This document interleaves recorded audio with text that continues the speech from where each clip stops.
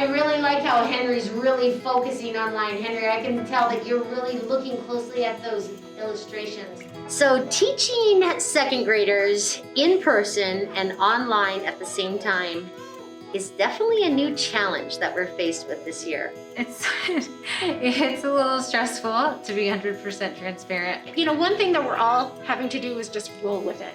And we're doing the best job that we can under the circumstances.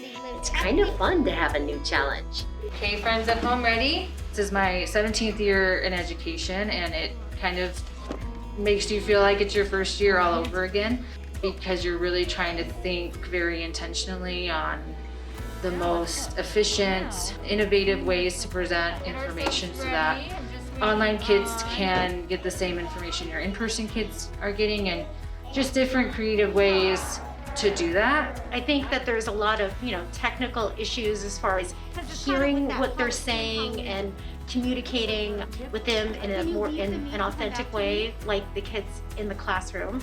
And so I try really hard to make those kids feel like they're part of our classroom in any way that I can. Can we have a round of applause for our friend Ezra?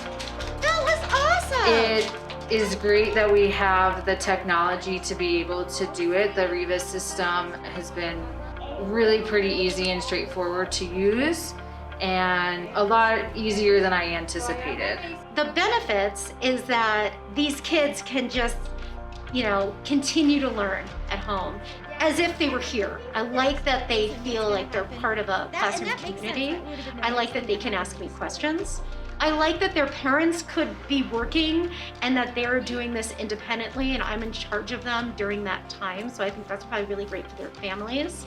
Everything that the kids have in the classroom, the kids have at home. Lots of communication with those parents.